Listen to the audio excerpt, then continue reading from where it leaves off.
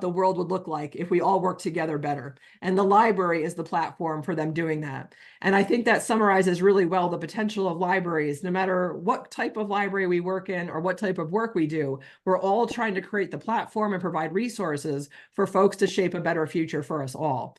So I thank you for your time and attention. If you can't tell, I'm really passionate about this. I love talking to people about this topic and learning what folks are doing in other parts of the world. So I hope we connect.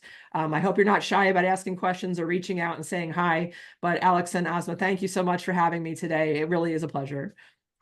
Well, thank you, Rebekkah, for sharing your energy and wisdom with us. That was truly enlightening, and I feel that would inspire action, certainly. So now I'd like to open the floor for questions. So if anyone would like to ask directly, please raise your hand.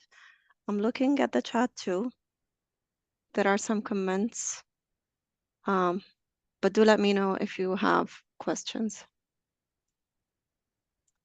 Asma, while folks are thinking of questions, might we try and take our group screenshot with the folks that are here? Would that be okay? Sure. Yeah. Cool. So I'd like to just invite people to open their cameras. And, we weren't really able to take a group photo the way we do in person events, but we thought we'd try and get a group screenshot. It's not quite the same thing. I'll try and grab a couple screenshots and maybe assemble things together afterwards. So I'll give folks a minute to open their cameras if they're able to. If you're not able to, that's okay too. I understand that, considering the hour especially, you might be attending in a way that doesn't allow you to open the camera. That's fine. All right. So, okay, I'm going to go ahead and try and do a few screenshots here.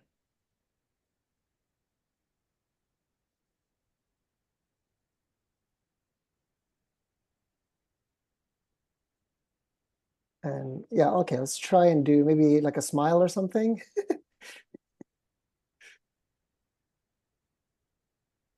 Cool. Okay, so I think I got a couple.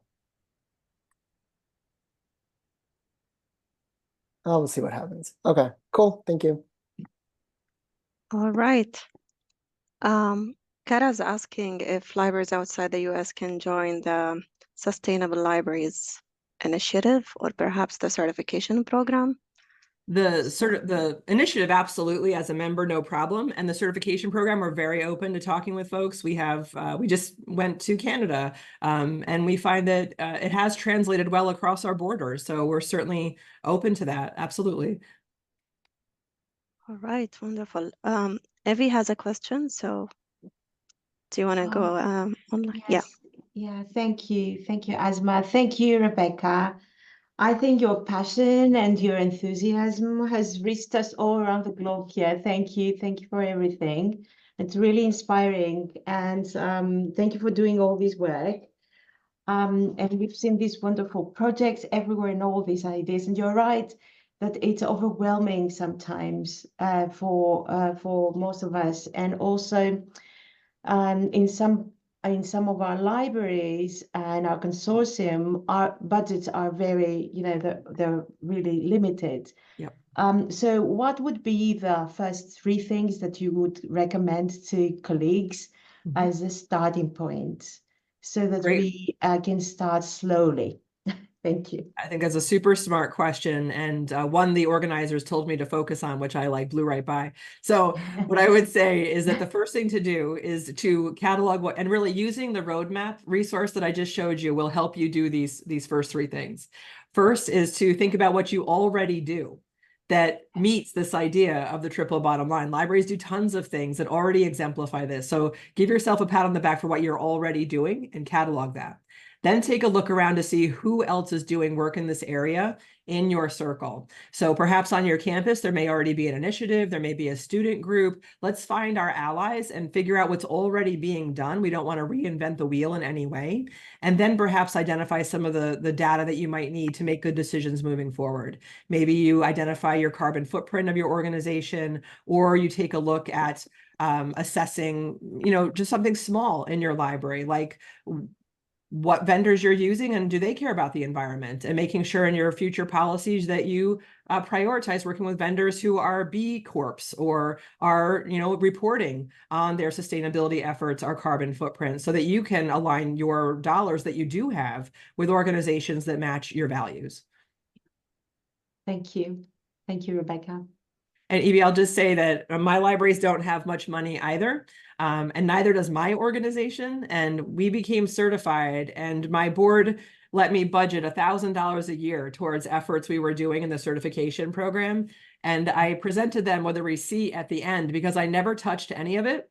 I was able to get grants, have partners, or use money differently, spend it differently, or reduce costs through some of the decision making. So for example, with office supplies, when we researched what our options were, we found out we could get paper that was more environmentally responsible, that was cheaper. So I think it doesn't always take new money or new resources. Sometimes it's assessing what we're already doing and shifting things to new priorities. Rebekkah, thank you for being so inspiring. Thank you. Thank you. Thank you for all the efforts. Thank you. Are we able to reach out to you later? Can colleagues go into everything that you shared today? And it's great that we have the recording, and then reach out for more, for anything that we have. Is this possible? Absolutely. Yep. I'm going to send Alex the slides so you have them. The last slide is all my contact info. I'd love to hear from folks. Thank you. Thank you very much. Much appreciated, Rebekkah. Thank you.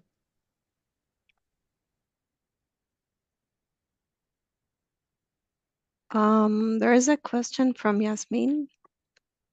I'm wondering how faculty can take part in mitigating the impact of climate change, whether in or outside the classroom. Right? How powerful are educators in this moment? What you choose to have your students work on, the topics that they research, the resources that you bring to their attention, the focus that you bring to their learning.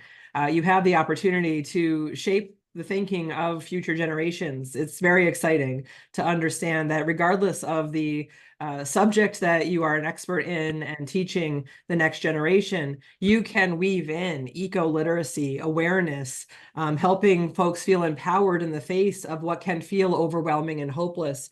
So I think the integration of some of this thinking, regardless of our topics that we are working on, is something to align ourselves towards.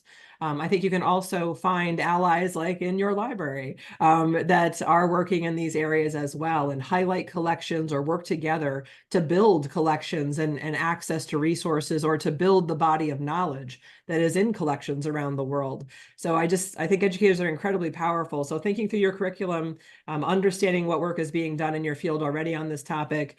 And then I think personally, I try and I don't always succeed, but just leading by example personally. It's so fascinating to watch the impact we have had as my group here at the Sustainable Libraries Initiative, just by using reusable water bottles. And I'm not looking to shame people, but it's just showing that I don't say anything. I never say anything. I just always have my reusable water bottle with me. I always ask, is that for that conference, can I get there with public transportation? I'm not judging. I'm just asking and showing that the way I live my life respects that aspect of our world. And I'm asking others to maybe think more about it in the future as well. So again, no shaming, no pointing fingers, but leading by example through our own personal choices and the questions we ask our vendors and our colleagues.